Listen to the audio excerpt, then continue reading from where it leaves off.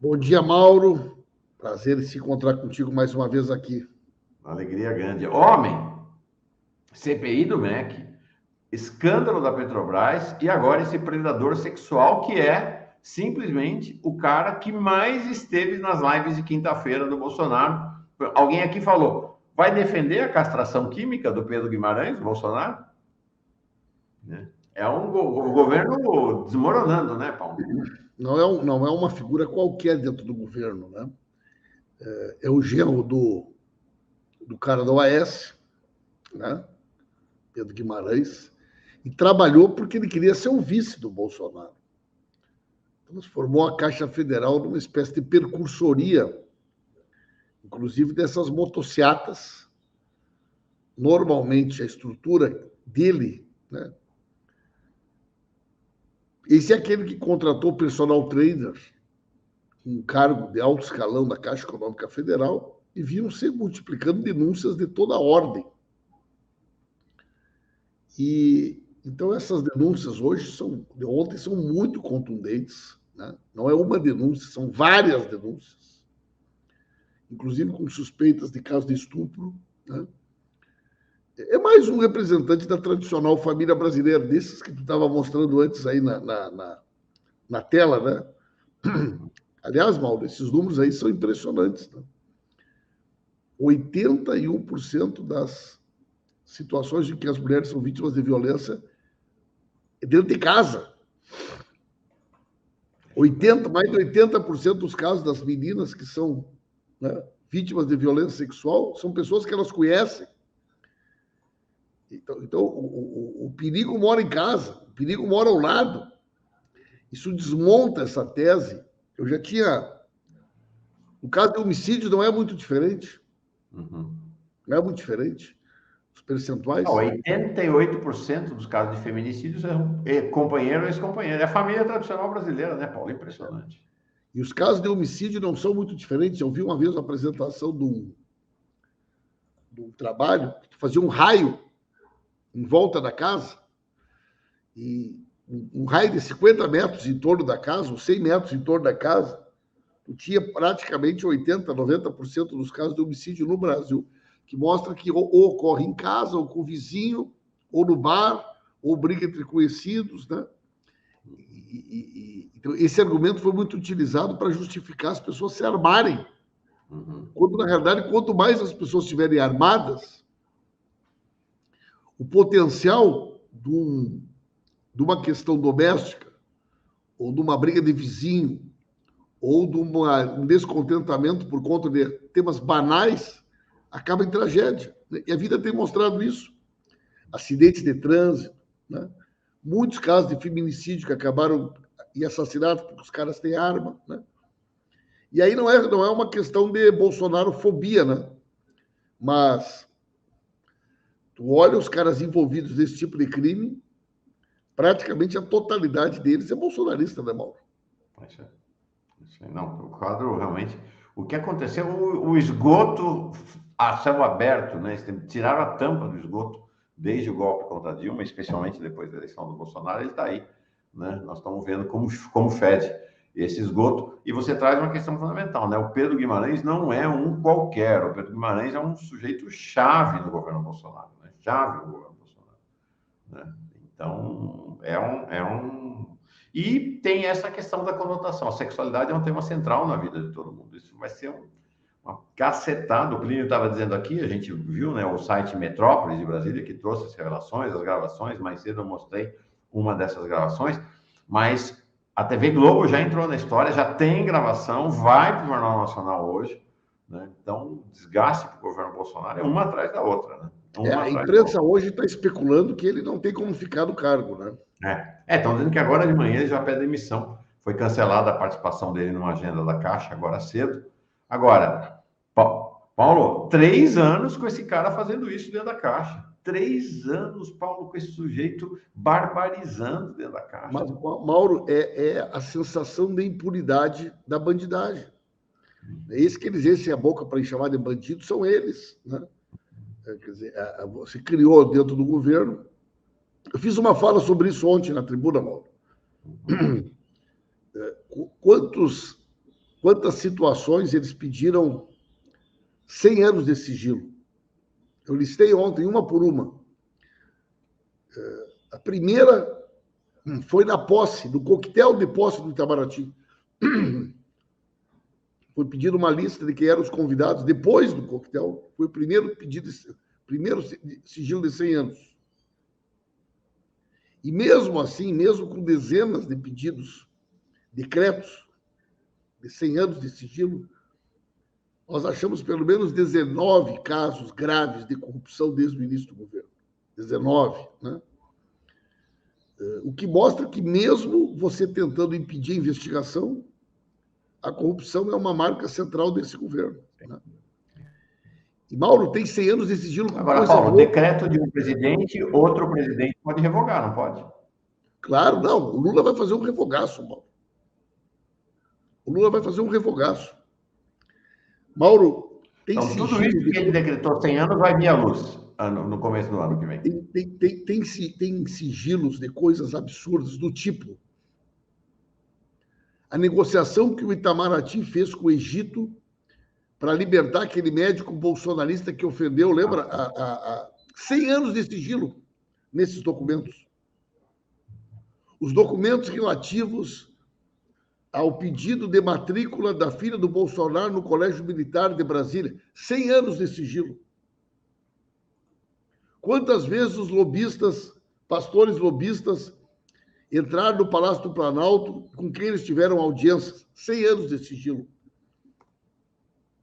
Quantas vezes o Carlos Bolsonaro e o Renan, que não são parlamentares, estiveram no Palácio do Planalto e com quem eles reuniram? 100 anos de sigilo. Vai ter tanta coisa para a gente saber no começo do governo Lula, né, Paulo? O inquérito administrativo relativo ao PAD do Pazuello, 100 anos de sigilo, né? Bom, aí vai vacina, aí vai indo, né? Então, assim, eles banalizaram de tal forma que eles subverteram completamente o princípio da transparência do serviço público. Sim. E mesmo assim, você tem uma quantidade de denúncias de corrupção que permite que você diga que esse é um governo, além de mais incompetente, mais corrupto e mais covarde da história do Brasil, né? Mauro, viu meu vídeo da minha inspeção no Palácio do Planalto? Mostramos aqui, foi um sucesso absurdo. Fiz matéria, foi demais, demais aquele seu vídeo. Vou voltar lá, hein? Vou voltar lá. Vai voltar. É, porque mostrou o Palácio do Planalto as moscas, né? Totalmente as moscas, né? Moscas fascistas, né, por sinal. Sobrevoando sobre aquilo que fede fascista também. Paulo, capaz de rolar uma CPI dos decretos de sigilo no começo do ano que vem, né, na próxima legislatura. O presidente Lula já disse, Mauro, o presidente Lula já disse que vai fazer um revogaço. Perfeito. Tudo agora, isso aí tem... Por falar em CPI, eu queria discutir sobre a CPI do MEC. Está com 31 assinaturas, 3 a mais. O governo já desistiu de tirar a assinatura. A estratégia agora é de ir para o STF para impedir, com base num argumento que não existe no regimento, né, de que, como tem 2 na frente, não poderia instalar. Há um clima de enorme preocupação no Palácio em relação à CPI. Curioso, interessante, né, que o MDB foi fundamental para a instalação da CPI.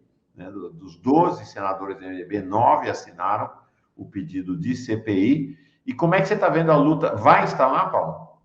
Eu acho que vai, Mauro. Eu acho que vai. Veja que, até falei sobre isso ontem também, o governo Bolsonaro, a campanha do Bolsonaro, entre as frases toscas, né, que ele usava era quem não deve não teme, quem não deve não teme, né? Ele e os filhos repetiam isso, quem não deve não teme, quem não deve não teme. Assim como a outra bobagem, aquela que ele repetia, né? O salmo que ele repetia, a verdade libertará, a verdade libertará. E a outra era quem não deve não teme. Essas duas frases, elas eram um mantra no discurso do Bolsonaro. Bueno, antes da posse surgiu o esquema do Queiroz, antes da posse. E eles fizeram o que podiam, o que não podiam, para que o sigilo bancário do Queiroz não fosse quebrado. 5,8 milhões de reais passaram por aquelas contas. dinheiro até da mulher e da mãe do capitão Adriano. Irrigavam contas para pagar as despesas pessoais, inclusive da Michele. O dia a dia da Michele foi pago durante anos com o dinheiro do crime organizado.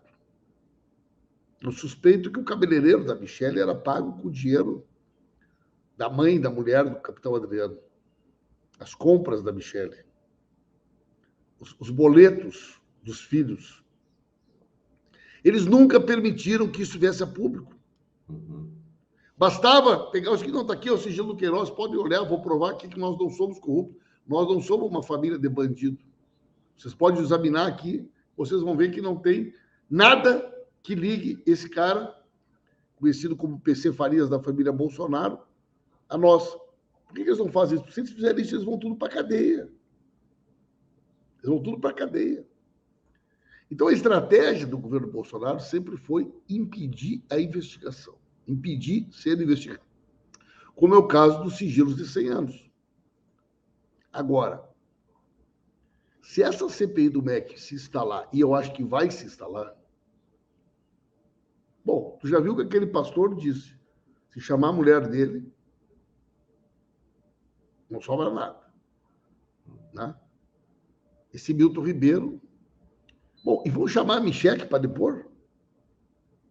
A Michele que disse, ela disse que ela falava com o Milton todos os dias, que os pastores e os Milton eram indicações dela. Então, eu acho que o presidente do Senado, o presidente do Congresso, Pacheco, ele não tem como não instalar. Eles estão tentando agora dizer que vão instalar uma outra CPI, fazer uma guerra de CPIs. Tudo isso é desespero. Né?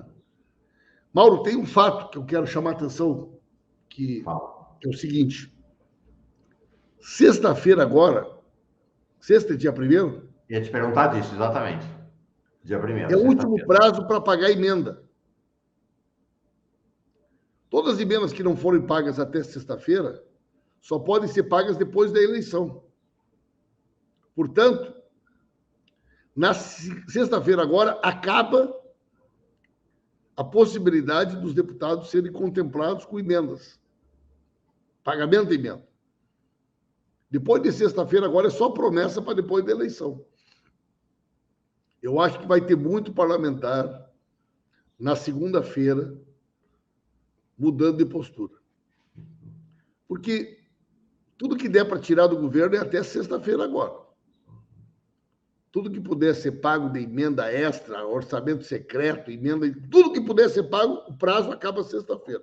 O que não for pago até sexta-feira é só para depois da eleição. E aí, Mauro, para o parlamentar fisiológico que precisa de dinheiro agora, seja porque ele precisa dar uma resposta lá na comunidade dele, ou porque ele tem algum tipo de esquema, promessa para depois da eleição vale tanto quanto uma nota de R$3. Então, eu acho que essa base do bolsonarismo, depois de sexta-feira, nós já vamos começar a perceber uma mudança substancial dessa, entre aspas, lealdade, né? Depois que fechar a torneira, Mauro, eu acho que muita coisa vai mudar depois de segunda-feira. Então, isso que eu ia falar, ia te perguntar exatamente sobre isso. A partir de segunda, haverá uma redução expressiva da base parlamentar do governo Bolsonaro no Congresso Nacional. Porque é isso. Tudo que foi feito até agora, esse fechamento, esse trancamento da Câmara, especialmente, foi obtido com base nas emendas do orçamento secreto para irrigar. É claro que sempre tem ladrão, ok? Mas a questão central é a lógica política, é para irrigar as bases eleitorais desses parlamentares para garantir a reeleição deles. Acabou, não tem mais. A motivação para estar ao lado do Bolsonaro acaba nessa sexta-feira, portanto, segunda-feira, Lira e Bolsonaro vão ter problemas na Câmara, não? Eu acho, a minha sensibilidade é nessa direção.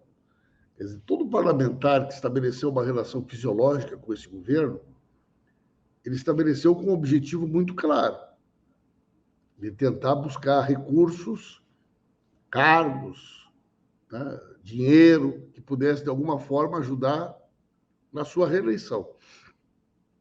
Ou porque ele vai fazer alguma coisa lá na cidade dele, ou porque ele tem algum tipo de esquema com as emendas.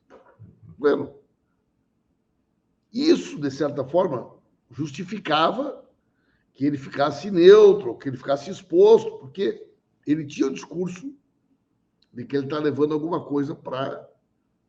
Bueno, sexta-feira agora fecha a torneira. Bolsonaro não tem o que oferecer. Vai oferecer o quê? Olha, depois da eleição, tu vem aqui. Sim, mas o cara olha para a pesquisa e pensa, mano, mas esse cara não vai se eleger. Eu vou morrer abraçado com o Bolsonaro, vou morrer abraçado com os filhos do Bolsonaro, numa expectativa de que esse cara vai vir me contemplar com uma emenda depois da eleição, quando a chance de eleição desse cara é próxima a zero, e agora com essa CPI do MEC vai ficar pior ainda, e eu vou ter que fazer campanha defendendo o Bolsonaro. Não, vai, me desculpe, Bolsonaro, me desculpe, mas não dá mais.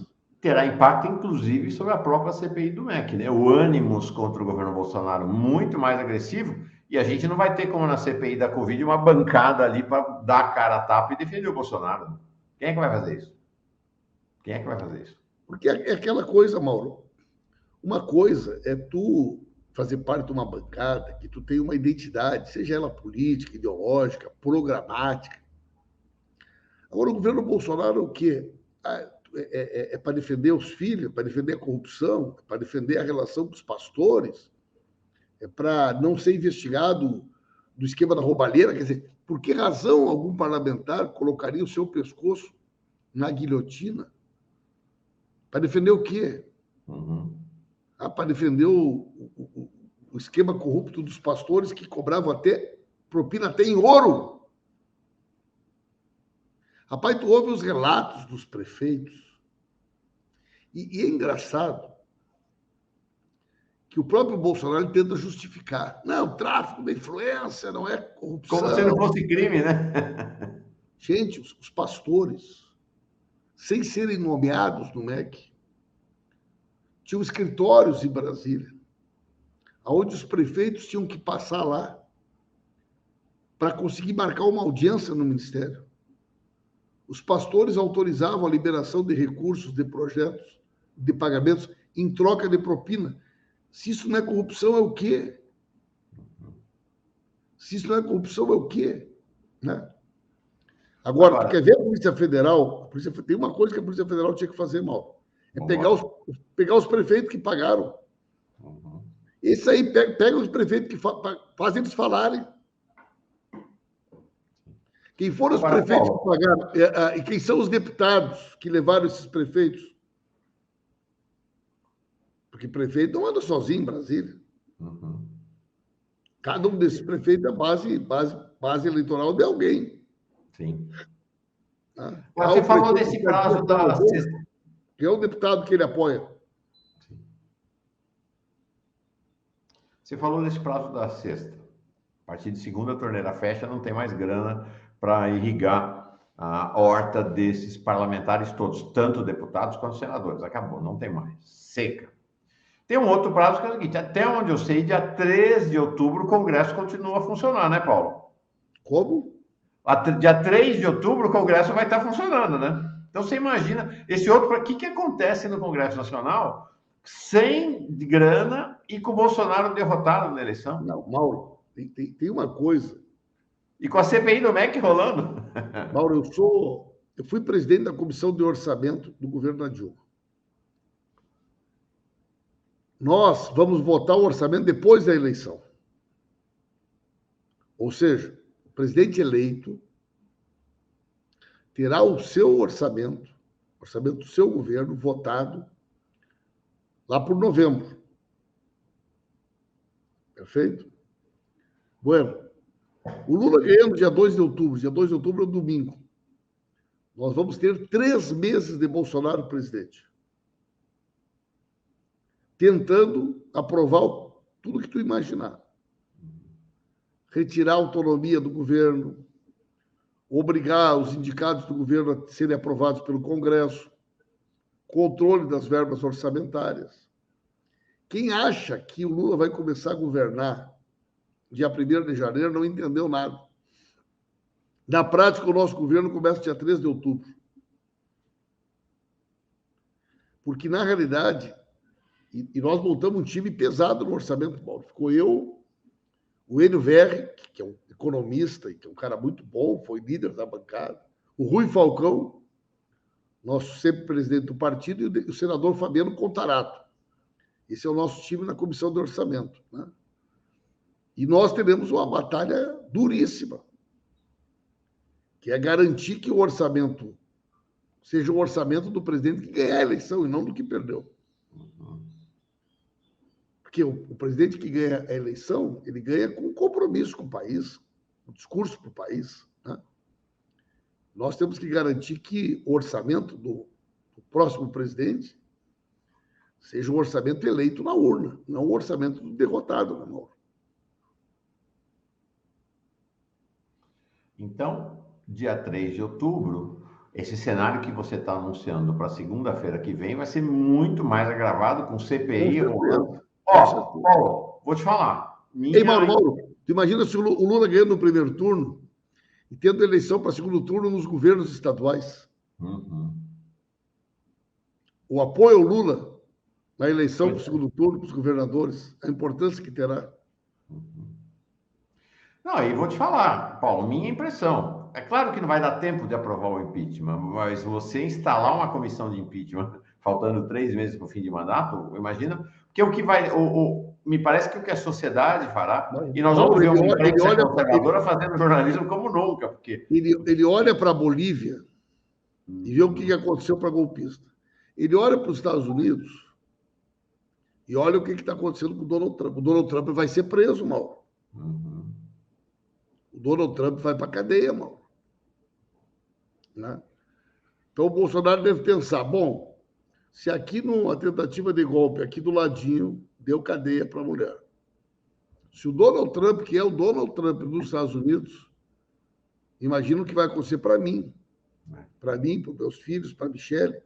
Esse cara está atordoado, Mauro, está atordoado. Não, e aqui, ó, Paulo, é isso que você fala, ó, aqui manchete do New York Times, o clima nos Estados Unidos é de escândalo, estarrecedor.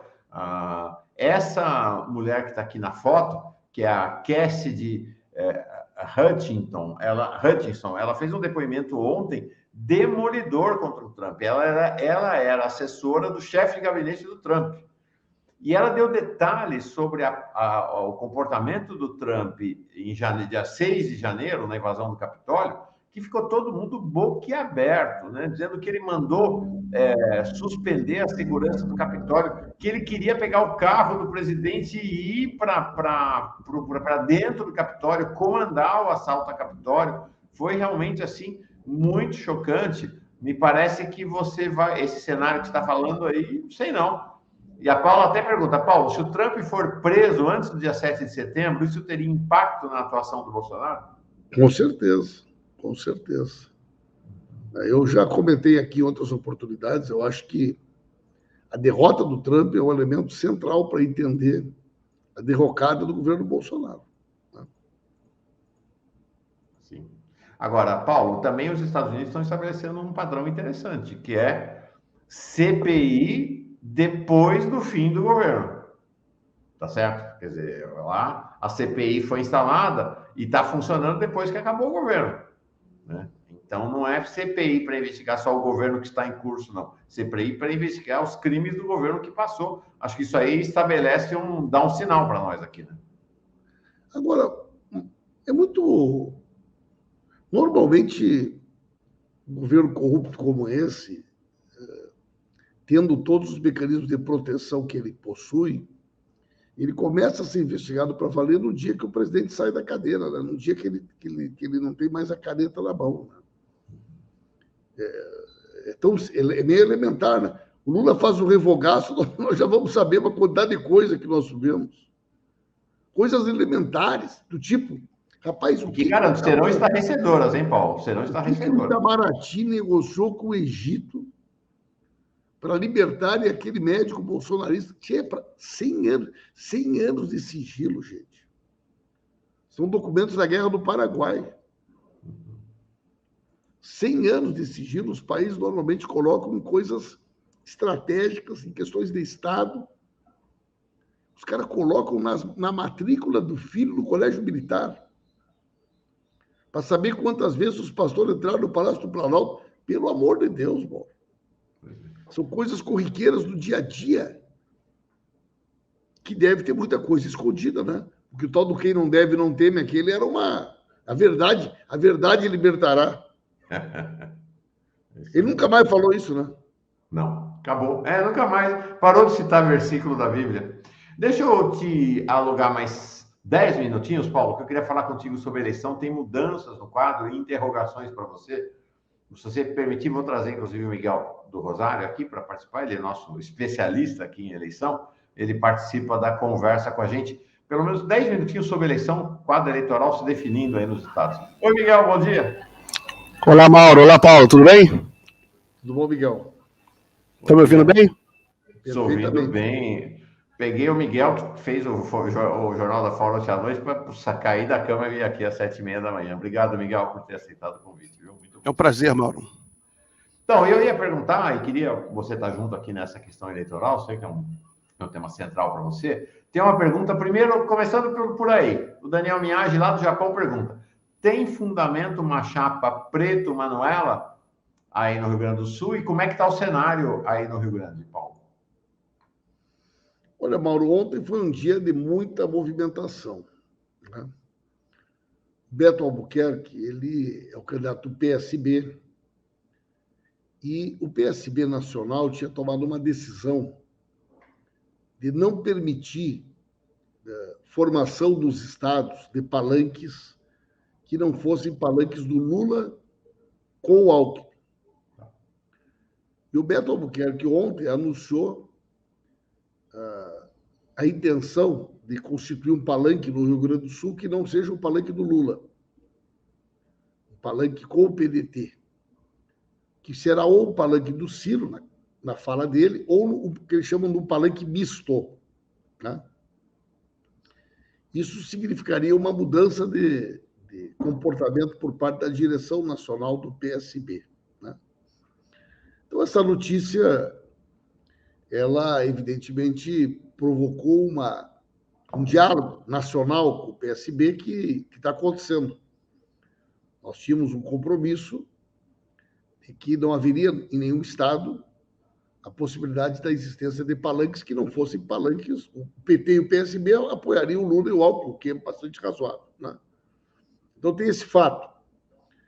Eu conversei com a Manuela ontem, conversei com o Edgar várias vezes, e a Manuela, ela fez uma declaração pública e repetiu ontem que ela não está disponibilizando o nome dela para ser candidata a nada nessa eleição. Então, a unidade do campo popular, do campo da esquerda, está sendo construída em torno do nome do Edgar Preto, né? E nós pretendemos aí, no decorrer dessa semana, poder bater o martelo sobre isso, mais tardar semana que vem. Então, na minha sensibilidade, na minha leitura, né, a candidatura do Edgar Preto a governador está colocada e não há nenhuma hipótese dela ser retirada. Vou te fazer mais uma pergunta e passo para você, Miguel. Sobre São Paulo, notícia importantíssima ontem de que o Márcio França está abrindo mão da candidatura dele para compor com o Haddad. Qual a relevância disso para São Paulo e nacionalmente, né, Paulo? Mauro, eu já ouvi de algumas pessoas a seguinte palavra: a solução será sistêmica, ou seja, não haverá uma solução individual para cada estado. O PT e o PSB precisam sentar na mesa e resolver. Hoje nós temos Rio Grande do Norte, nós temos Espírito Santo, Rio de Janeiro, São Paulo, Santa Catarina e Rio Grande do Sul. Nós temos pelo menos 6 estados ainda com fios desencapados, certo? Onde, evidentemente, o principal deles é São Paulo, pela força econômica, pela força política, pelo significado da eleição do Haddad. Eu entendo que, a partir do momento que resolver São Paulo, e na minha leitura, a prioridade para o PSB, Miguel, é o Rio de Janeiro, certo? Resolvendo São Paulo e Rio de Janeiro, resolve o resto. Só que os prazos estão se esgotando. Tinham dado um prazo que era 15 de junho, depois ficou um prazo para final de junho, agora ouviu a declaração do Siqueira que o prazo final seria 10 de julho. Né? Bom, isso está trazendo um prejuízo nos estados, para as candidaturas a governadores, senadores. Agora, eu não acredito numa solução que não seja uma solução global. Né? A palavra que o pessoal tem utilizado é sistêmica, né? Um processo de pesos e contrapesos, de balanços e compensações, né? Então é isso que eu acho que vai acontecer. A política funciona assim. Eu acho que eles vão ter que sentar na mesa essa semana, mas na semana que vem, e bater o martelo sobre todo esse mapa. Paulo, sobre o Rio de Janeiro, você sabe que o Lula vem ao Rio de Janeiro na semana que vem, né? Já foi noticiado na imprensa que ele vai fazer um comício, vai ser o segundo comício, grande comício do Lula nessa pré-campanha. Ele fez em Natal, agora vai fazer no Rio de Janeiro, vai ser na Cinelândia, vai ser um ato importante. E houve notícia também que aqui no Rio tem uma tensão que está adquirindo está num crescente, né? Não se sabe ainda como vai terminar, que é a tensão sobre a candidatura ao Senado. Você tem o Alessandro Molon, pelo PSB, pleiteando que ele seja o candidato do campo, e o André Siciliano, né? Recentemente, até o presidente estadual do PT aqui no Rio, Joãozinho, deu uma declaração um pouco mais forte, disse que pode haver até uma ruptura da aliança com o Freixo aqui.